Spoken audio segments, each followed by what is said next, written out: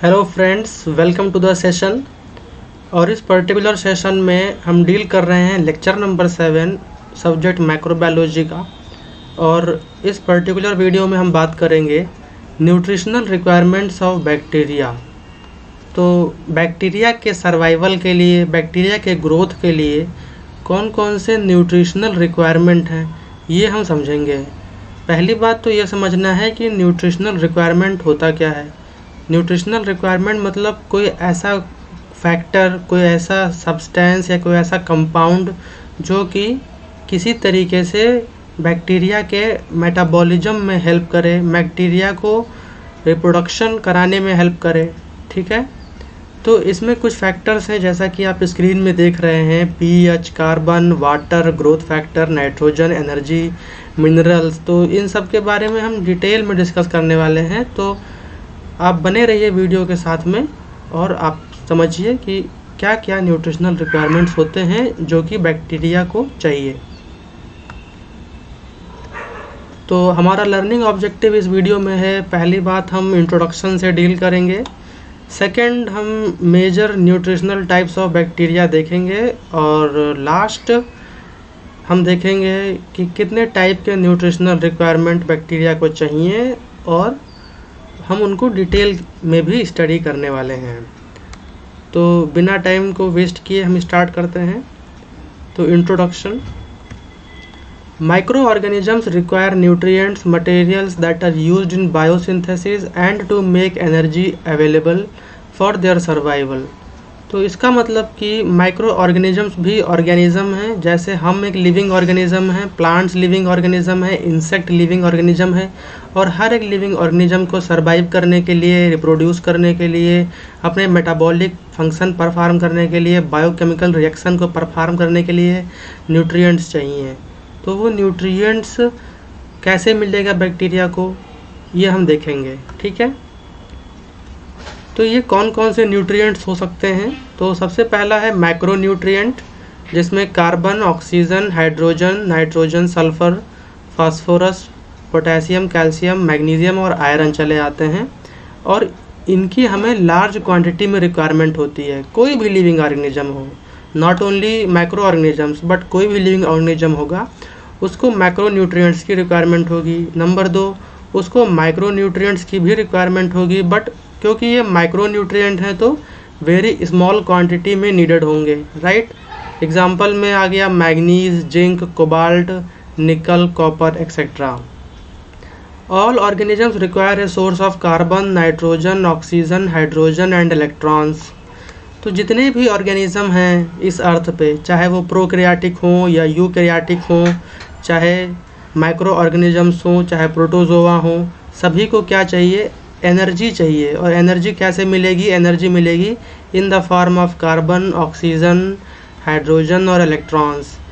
ये सब elements organisms को रिक्वायर होते हैं for their survival and for their growth. इसके अलावा कुछ ग्रोथ फैक्टर्स, कुछ मिनरल्स, ये सारे हमारे किसी भी ऑर्गेनिज्म को सर्वाइव करने में, रिप्रोड्यूस करने में रिक्वायर्ड हैं।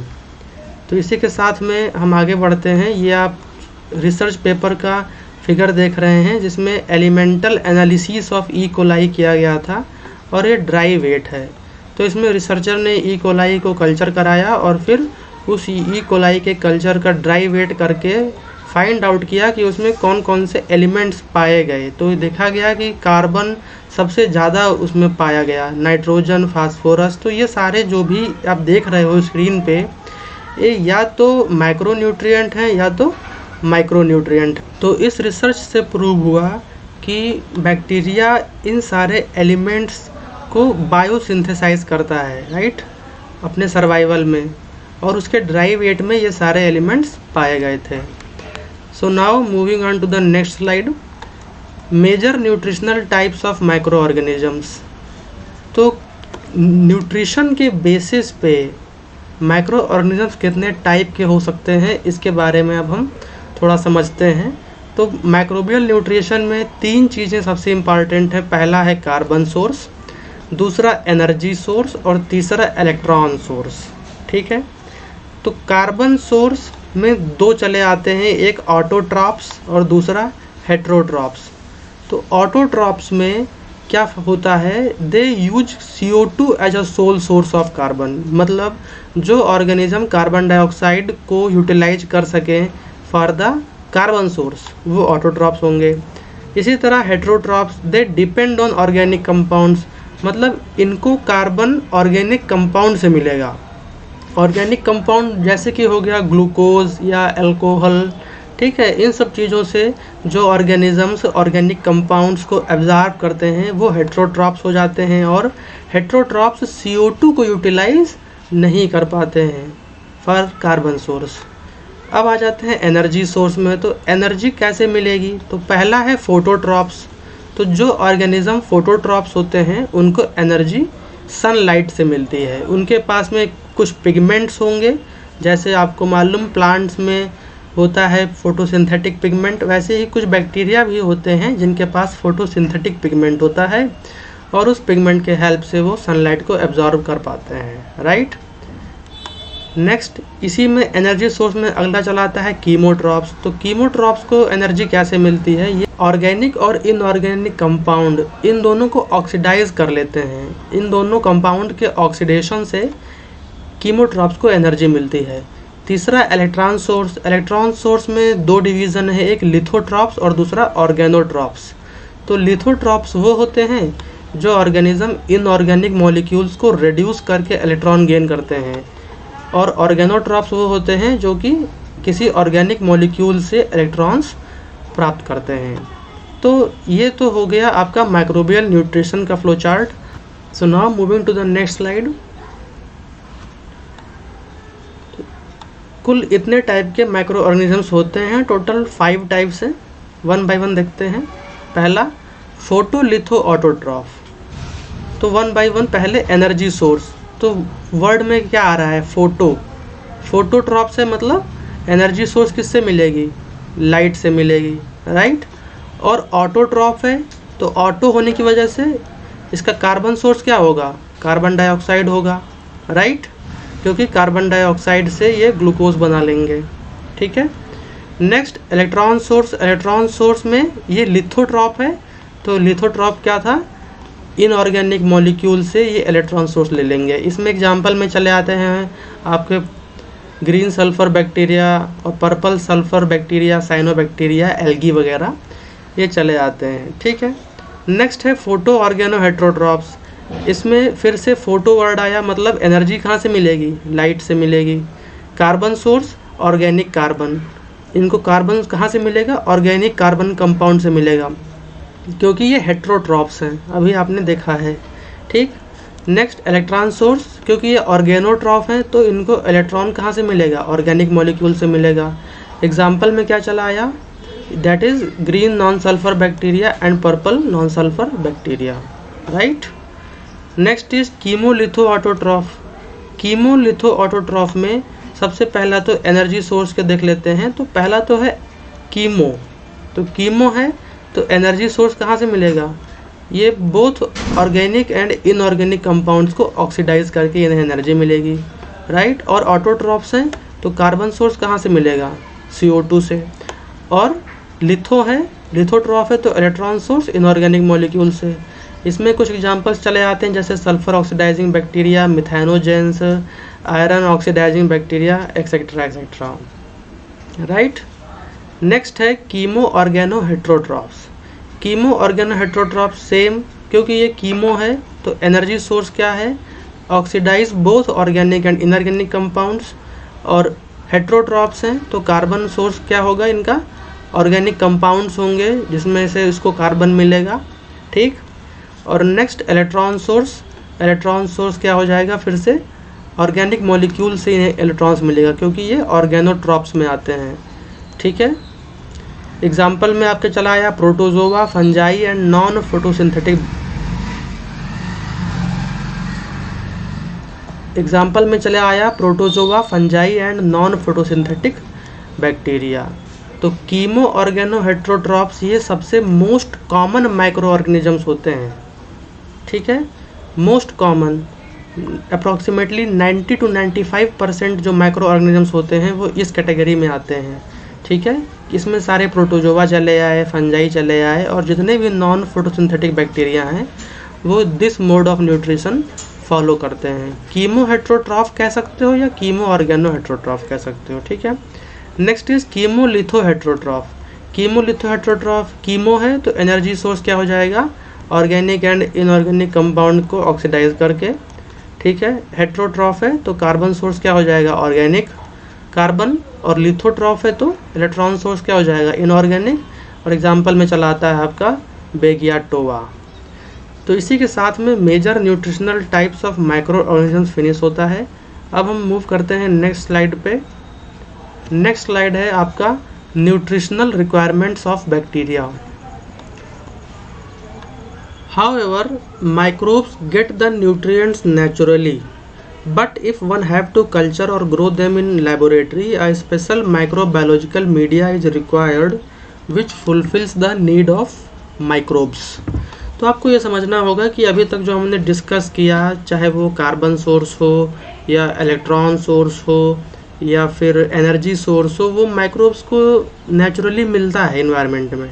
ठीक है, ये सारे न्यूट्रिएंट्स माइक्रोब्स को नेचुरली मिलते हैं, बट अगर हमें माइक्रोब्स को लैब में ग्रो करना है, उन्हें लैब में कल्चर कराना है, तो हमें एक स्पेशल माइक्रोबायोलॉजिकल मीडिया चाहिए। ठीक है, उस मीडियम में हम बैक्टीरियल कल्चर को इंट्रोड्यूस करेंगे और फिर उस कल्चर मीडिया को या उस माइक्रोबायोलॉजिकल मीडिया को कंज्यूम करके ये बैक्टीरिया ग्रोथ शो करेंगे और उसमें इनकी पॉपुलेशन इंक्रीज होगी।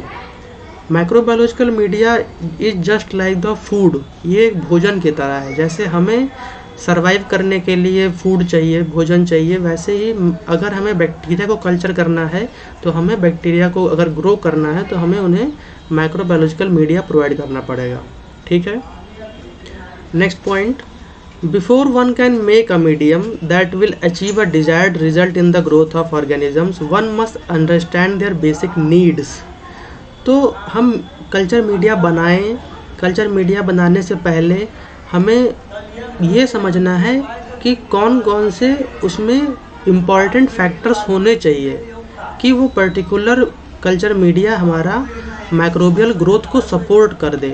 राइट, अगर हमें नहीं मालूम होगा कि कौन कौन सा न्यूट्रिशनल रिक्वायरमेंट हमें कल्चर मीडिया में चाहिए, तो हम वैसा कल्चर मीडिया फॉर्म नहीं कर सकते जिसमें माइक्रोबियल ग्रोथ हो।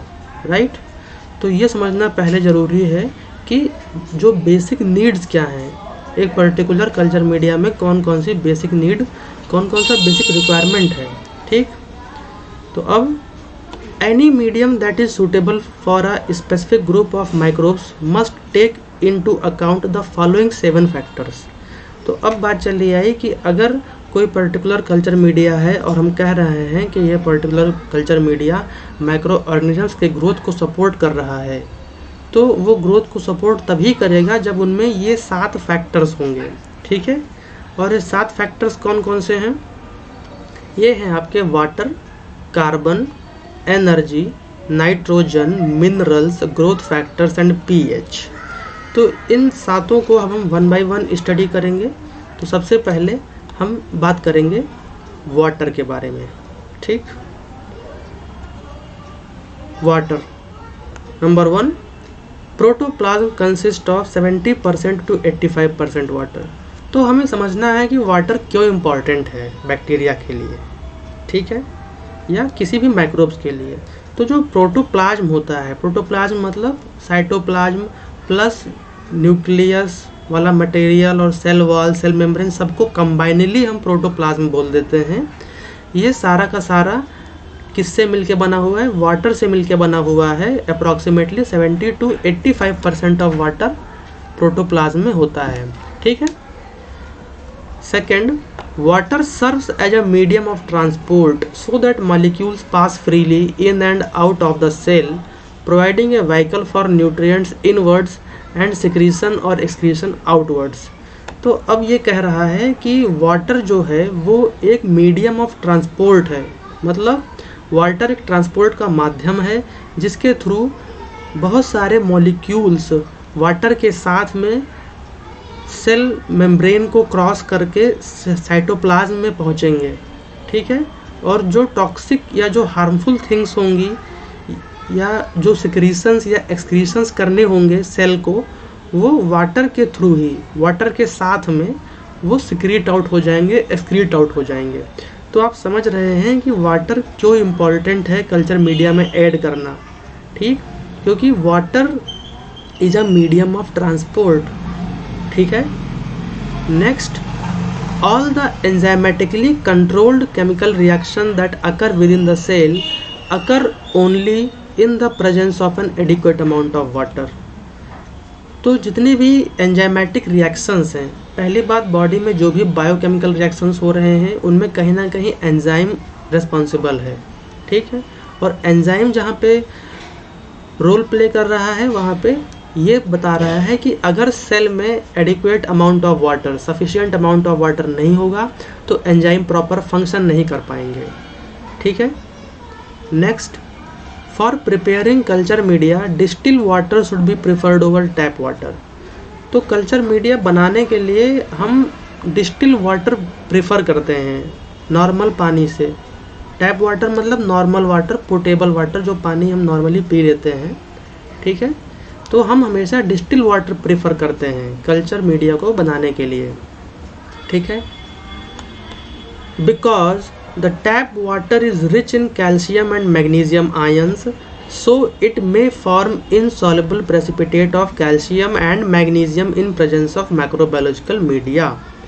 तो ऐसा हम इसलिए कह रहे हैं कि डिस्टिल वाटर को प्रेफर करना है कल्चर मीडिया बनाने के लिए, बिकॉज जो टैप वाटर है, टैप वाटर में बहुत सारे कैल्शियम और मैग्नीशियम के सॉल्ट्स होते हैं और वो salt in the form of insoluble precipitate इकट्ठा हो जाते हैं जब वो माइक्रोबायोलॉजिकल मीडिया में रिएक्ट करते हैं, ठीक है। इसी वजह से हम डिस्टिल वाटर प्रेफर करते हैं, बिकॉज कल्चर मीडिया में भी जब आप आगे पढ़ोगे तो आप देखोगे कि उसमें भी डिफरेंट तरह के हम कार्बन सोर्स, नाइट्रोजन सोर्स हम ये सब ऐड करते हैं कल्चर मीडिया में। तो उसके साथ में ये रिएक्शन कर सकता है कैल्शियम और मैग्नीशियम आयन से। इसीलिए हमें एकदम से बिना किसी ion free pure distil water use करना है for the preparation of culture media, right. So now moving on to the next slide. So now second is carbon. Organisms are divided into two groups with respect to their source of carbon। तो जितने भी micro organisms हैं उनको हम दो group में basically divide कर देते हैं कि वो किस टाइप के कार्बन सोर्स को यूटिलाइज कर रहे हैं अपने न्यूट्रिशनल पर्पस के लिए, अपने ग्रोथ पर्पस के लिए, अपने सर्वाइवल पर्पस के लिए। तो इसमें चले आते हैं पहला, autotrophs can utilise the carbon in CO2 for biosynthesis and metabolism. तो जो ऑटोट्रॉफिक्स माइक्रो ऑर्गेनिजम्स होते हैं वो कार्बन डाइऑक्साइड में जो कार्बन प्रेजेंट है, दिस वन, इस कार्बन को यूटिलाइज करना जानते हैं। क्यों? क्योंकि इनके पास में कुछ फोटोसिंथेटिक पिगमेंट्स होते हैं जिसकी वजह से ये फोटोसिंथेसिस कर पाते हैं। अभी आपने थोड़ी देर पहले एग्जांपल में देखा था, जैसे कि एल्गी हो गए और आपके फोटोसिंथेटिक बैक्टीरिया हो गए, साइनोबैक्टीरिया हो गए, ये सारे के सारे ऑटोट्रॉप्स में चले आते हैं, राइट। नेक्स्ट चला आता है आपका heterotrophs. They get carbon from one और मोर ऑर्गेनिक कंपाउंड्स। तो इनको कार्बन कहाँ से मिलता है? They get from organic compounds also depend upon CO2। If CO2 gas is completely removed from their environment, their growth is greatly retarded, particularly in the early stages of starting a culture। तो heterotrophs क्या है? Heterotrophs को जो carbon की need है वो carbon organic compound से मिलता है, ठीक है। और इसके अलावा वो कहीं ना कहीं कुछ हद तक CO2 पे डिपेंड करते हैं। अगर हम उन्हें लैब में कल्चर करते हैं तो ये देखा जाता है कि इनिशियल स्टेजेस में अगर CO2 का एब्सेंस कर दिया जाए तो उनका ग्रोथ काफ़ी हद तक रिटार्ड हो जाता है, काफ़ी हद तक उनका ग्रोथ रुक जाता है। तो यहाँ पे CO2 प्राइमरी तो नहीं है, but it is a accessory requirement, right. Next, different micro organisms में रिक्वायर डिफरेंट कार्बन सोर्स। तो आपने अभी देखा कि डिफरेंट माइक्रो ऑर्गेनिजम्स, किसी को कार्बन डाइऑक्साइड चाहिए एनवायरनमेंट का, तो किसी को ऑर्गेनिक कंपाउंड्स चाहिए रेडीमेड, ठीक है, अपनी कार्बन नीड को पूरा करने के लिए। Next, Where one organism may require only a single simple compound such as acetic acid, another may require a dozen or more organic nutrients of various degree of complexity. तो यहाँ पर ये बात भी समझनी होगी कि जो माइक्रो ऑर्गेनिजम्स हैं ये इनका सबका अपना अपना प्रेफरेंस है। कुछ माइक्रो ऑर्गेनिजम्स आपको केवल सिंगल कंपाउंड वो यूटिलाइज करेंगे, जैसे एसिटिक एसिड हो गया, और वो उस पर बड़े आराम से ग्रो करेंगे, ठीक है। बट वहीं पे कुछ ऐसे बैक्टीरिया होंगे जो बहुत ही फास्टिडियस कहे जाएंगे, उनको बहुत ही स्पेसिफिक रिक्वायरमेंट होगी, या फिर उनको बहुत सारे डिफरेंट ऑर्गेनिक कंपाउंड की ज़रूरत पड़ सकती है अपने कार्बन यूटिलाइजेशन, अपने कार्बन के अमाउंट को, रिक्वायर्ड क्वांटिटी को पूरा करने के लिए, ठीक है। So now we are moving to the next. Third is energy, right. तो हमने वाटर देख लिया, कार्बन देख लिया। Third is energy. Organisms that have pigments that allow them to utilize solar energy are called photoautotrophs, photosynthetic autotrophs. Media for such organism will not include components to provide energy. Example, purple sulfur bacteria, green sulfur bacteria. Right? तो energy में first point आप देख रहे हैं कि जो organisms जिनके पास में पिगमेंट है वो ऑर्गेनिजम्स सोलर एनर्जी को यूटिलाइज कर लेंगे। जैसे आपको पता है प्लांट में पिगमेंट होता है क्लोरोफिल का, तभी वो फोटोसिंथेसिस कर पाते हैं। वैसे ही बैक्टीरिया के पास में भी क्लोरोफिल टाइप के पिगमेंट्स होते हैं और वो सनलाइट को एब्जॉर्ब कर पाते हैं और CO2 को यूटिलाइज कर पाते हैं, ठीक है। Media for such organisms will not include components to provide energy. तो अगर हमें इन फोटोसिंथेटिक ऑटोट्रॉप्स को अगर लैब में ग्रो करना है तो इन बैक्टीरिया को ग्रो करने के लिए हमें कल्चर मीडिया में किसी भी तरह की एनर्जी की रिक्वायरमेंट नहीं है, क्योंकि इनको एनर्जी कहाँ से मिल रही है, सोलर एनर्जी से इनको एनर्जी मिल रही है। एग्जाम्पल में आपका चला आएगा, that is purple sulphur bacteria and green sulphur bacteria, right. Next is autotrophs that can not utilise solar energy but can oxidise simple inorganic substances for energy are called chemoautotrophs। तो कुछ ऐसे bacteria भी देखे गए हैं, कुछ ऐसे autotrophs देखे गए हैं जो कि सोलर एनर्जी का यूटिलाइजेशन नहीं कर पाते हैं, ठीक है, क्योंकि उनके पास में पिगमेंट्स नहीं है, बट उनके पास में ऑक्सीडेशन की प्रॉपर्टी है, वो इनऑर्गेनिक सब्सटेंस को ऑक्सीडाइज कर पाते हैं और इसी वजह से हम उनको कीमोऑटोट्रॉप्स कहते हैं। उनको एनर्जी कैसे मिलती है, they get energy from nitrite, nitrate और सल्फाइड। एग्जाम्पल में आपके नाइट्रोबैक्टर, नाइट्रोसोमोनास, मिथानोजेंस, ये सब आपके चले आते हैं। नेक्स्ट है, most bacteria fall in the category of chemoheterotrophs, chemosynthetic heterotrophs that require an organic source of energy such as glucose or amino acids. Example, non-photosynthetic bacteria, fungi and protozoa. तो ये बात हमने की थी कि सबसे ज़्यादा टाइप के माइक्रो ऑर्गेनिजम्स बैक्टीरिया हो गए, नॉन फोटोसिंथेटिक, फंजाई, प्रोटोजोआ, ये सब किस में चले आएंगे, ये सब कीमो हेट्रोट्रॉप्स में चले आएंगे, क्योंकि इनका जो ऑर्गेनिक सोर्स है, ये हेट्रोट्रॉफ मैं कह रहा हूँ, मतलब इनको ऑर्गेनिक सोर्स पे डिपेंड होना है एनर्जी के लिए, जैसे कि ग्लूकोज हो गया, एमाइनो एसिड हो गया। नेक्स्ट चला आता है आपका photoheterotrophs. A small number of bacteria are classified as photoheterotrophs. तो कुछ ऐसे बैक्टीरिया भी हैं जिनको सनलाइट भी चाहिए लेकिन वो हेट्रोट्रॉप्स होते हैं। These organisms have photosynthetic pigment that enable them to utilise sunlight for energy but can't use CO2 as their only source of carbon. तो यहाँ पे आपको ध्यान देना है, ओनली सोर्स है, so they use organic carbon source to satisfy their carbon requirements. These components include carbohydrates, fatty acids and alcohol. तो ये कहा जा रहा है कि कुछ स्मॉल नंबर ऑफ बैक्टीरिया हैं जो कि फोटोहेट्रोट्रॉप्स हैं। इनमें क्वालिटी क्या होती है कि इनके पास में फोटोसिंथेटिक पिगमेंट तो है, तो इनको एनर्जी तो सनलाइट से मिलती है, बट ये केवल CO2 पे डिपेंड नहीं है, केवल ये CO2 पे कार्बन सोर्स के लिए डिपेंड नहीं है। इनको अपनी एडिशनल कार्बन की रिक्वायरमेंट को पूरा करने के लिए काफ़ी हद तक ऑर्गेनिक कार्बन सोर्स पे डिपेंड होना पड़ता है, ठीक है। नेक्स्ट हम बात करेंगे नाइट्रोजन की। तो हमने 3 देख लिए, वाटर, कार्बन और एनर्जी। फोर्थ हम देख रहे हैं nitrogen. Although autotrophic organisms can utilise inorganic sources of nitrogen. तो जो ऑटोट्रॉपिक ऑर्गेनिजम्स होते हैं जो खुद से फूड बनाते हैं, ठीक है, CO2 को यूटिलाइज करते हैं, ठीक है, वो इनऑर्गेनिक सोर्स ऑफ नाइट्रोजन पे डिपेंड होते हैं।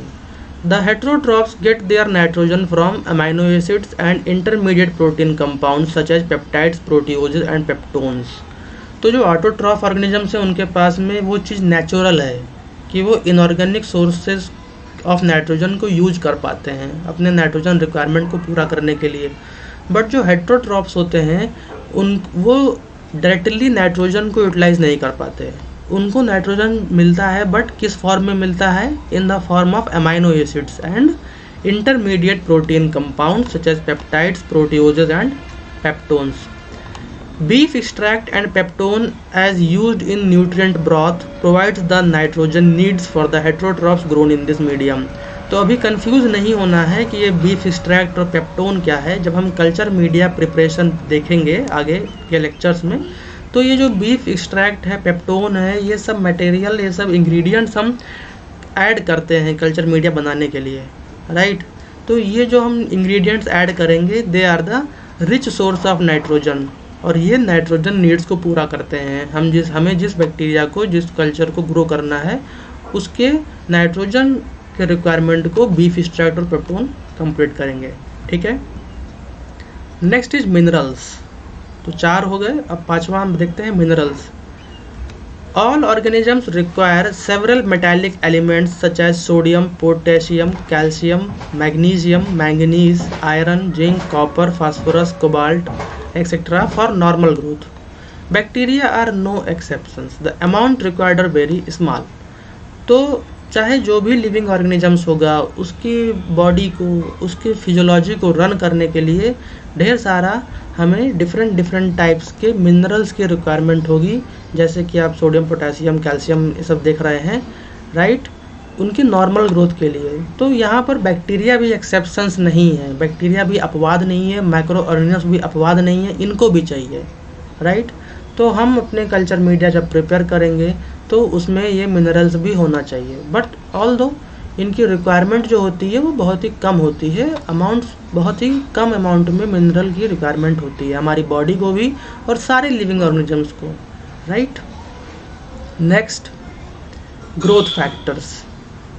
तो इसमें देखते हैं, any essential component of cell material that an organism is unable to synthesise from its basic carbon and nitrogen source is classified as being a growth factor. तो ये जो ग्रोथ फैक्टर नाम की चीज़ है, ये अपने आप में एक इंडिपेंडेंट चीज़ है। जैसे किसी भी ऑर्गेनिज्म को ग्रोथ के लिए, सर्वाइवल के लिए क्या चीज़ चाहिए? कार्बन सोर्स चाहिए, नाइट्रोजन सोर्स चाहिए। तो जो ये कार्बन और नाइट्रोजन सोर्स इनको मिल रहा है, इसकी हेल्प से वो ग्रोथ करेंगे। बट कभी कभी क्या होता है कि सेल मटेरियल को बनाने में कुछ ऐसे कंपोनेंट्स होते हैं जिसके बिना सेल मटेरियल बन नहीं सकता, कोई मेटाबॉलिक रिएक्शन परफॉर्म नहीं हो सकती। तो वो एसेंशियल कंपोनेंट्स को जो उस पर्टिकुलर सेल सिंथेसाइज नहीं कर सकता from its carbon and nitrogen factory, ठीक है, तो वो कहाँ से मिलेगा? वो एज अ ग्रोथ फैक्टर चाहिए, वो रेडीमेड चीज़ें चाहिए सेल को, राइट। तो वो क्या है हम देखते हैं। दिस में इंक्लूड सर्टेन अमाइनो एसिड्स और विटामिन्स। इसमें क्या चले आते हैं? इसमें अमाइनो एसिड चला आएगा और विटामिन्स चले आएंगे। Many heterotrophs are satisfied by the growth factors present in beef extract of nutrient broth. तो जब हम कल्चर करते हैं तो जो हेट्रोट्रॉफिक बैक्टीरिया होंगे उनको कल्चर करने के लिए हमें ग्रोथ फैक्टर जो हमें मिलना है वो बीफ एक्सट्रैक्ट में मिल जाता है। ये बीफ एक्सट्रैक्ट हो गया, पेप्टोन पाउडर हो गया। वैसे तो ये है नाइट्रोजन सोर्सेज, बट ये रेडीमेड आते हैं, मार्केट में रेडीमेड अवेलेबल है। तो इसमें ऑलरेडी इनमें ग्रोथ फैक्टर्स ऐड किए रहते हैं, ठीक है। जब इनकी मैन्युफैक्चरिंग होती है इंडस्ट्रीज़ में तो इसमें उन सारे पैरामीटर्स को ध्यान में रखा जाता है जो पैरामीटर्स एक बैक्टीरियल कल्चर को ग्रो करने के लिए रिक्वायर्ड होते हैं, राइट। तो ग्रोथ फैक्टर्स में आपके क्या क्या चले आएंगे? अमीनो एसिड और विटामिन्स। कैसे कंपोनेंट हैं? ऐसे कंपोनेंट हैं जो कि सेल को रिक्वायर्ड हैं, ठीक है, और वो सेल उन कंपोनेंट्स को खुद नहीं बना सकता है, ठीक। It can not synthesise by itself. Next, most fastidious pathogens require enriched media such as blood agar for ample growth factors. तो फास्टिडियस पैथोजेंस वो पैथोजेंस होते हैं या फास्टिडियस माइक्रोब्स कह लो, जो कि बहुत ही स्पेसिफिक होते हैं, उनकी रिक्वायरमेंट बहुत ही स्पेसिफिक होती है, यूनिक होती है। जब तक हम उनको वो यूनिक स्पेसिफिकेशंस नहीं प्रोवाइड करेंगे तब तक वो ग्रो नहीं करेंगे।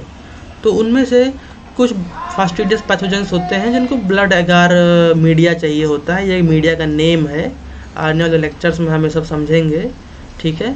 फॉर एम्पल ग्रोथ फैक्टर्स, तो इनको डिफरेंट ग्रोथ फैक्टर्स की रिक्वायरमेंट होगी, स्पेसिफिक ग्रोथ फैक्टर्स की रिक्वायरमेंट होगी ग्रो करने के लिए, राइट।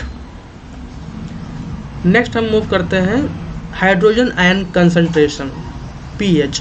तो पीएच को हम हाइड्रोजन आयन कंसंट्रेशन भी कह सकते हैं, क्योंकि अगर हाइड्रोजन आयन कंसंट्रेशन ज़्यादा है किसी सॉल्यूशन में तो हम क्या बोलते हैं कि उसका पीएच कम है, और मीडियम कैसा है, एसिडिक है, राइट। और अगर हाइड्रोजन आयन कंसंट्रेशन कम है तो पीएच ज़्यादा है, राइट। और पीएच ज़्यादा है इसका मतलब क्या है कि मोर देन 7 होगा, बेसिक होगा।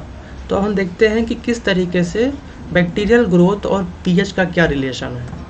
Number 1, unregulated pH can completely inhibit the growth of micro organisms. तो अगर पीएच अनरेगुलेटेड है, अगर पीएच अप एंड डाउन हो रहा है कल्चर मीडियम का बहुत ज़्यादा, तो वो माइक्रोब्स के ग्रोथ को सपोर्ट नहीं करेगा। It will completely inhibit the growth of micro organisms, right. Next point, microbial enzymes are greatly affected by the pH of the media. तो माइक्रोब्स जब ग्रो करेंगे तो उनमें मेटाबॉलिक रिएक्शंस होंगी, सेल डिवीज़न होगा, राइट। और 24/7 उनमें एंजाइम्स प्रोड्यूस हो रहे हैं और रिएक्शन परफॉर्म हो रही है, तो उसकी इफ़िशियंसी पे असर पड़ेगा। अगर पीएच फ्लक्चुएट होगा तो माइक्रोबियल एंजाइम्स पे उसका असर पड़ेगा और ग्रोथ पे भी असर पड़ेगा, ठीक है। Next, since most bacteria grow best around pH 7 और slightly lower, the pH of nutrient broth should be adjusted to pH 6.8। तो ये देखा गया है कि maximum bacteria, approximately 90 to 99% bacteria जो होते हैं वो न्यूट्रल पीएच पे बहुत बढ़िया ग्रो करते हैं, ठीक है। pH 7 या थोड़ा सा कम, स्लाइटली न्यूट्रल और स्लाइटली न्यूट्रल हम कह सकते हैं, दैट इज़ 6.8। तो इस pH पे हमें एडजस्ट करना होता है कल्चर मीडियम का pH, ठीक है। तो वो सबसे बेस्ट होता है माइक्रोबियल ग्रोथ के लिए। Next, pathogens on the other hand usually prefer a more alkaline pH. तो अगर हम किसी पैथोजेनिक माइक्रो ऑर्गेनिज्म को कल्चर कर रहे हैं लैब में, तो हमें थोड़ा सा एल्कलाइन पीएच प्रेफर करना पड़ेगा, मतलब थोड़ा सा basic pH, slightly more than 7, you can say 7.5 और you can go even up to 8, right. Next, trypticase soy broth, ये भी एक कल्चर मीडिया का नाम है।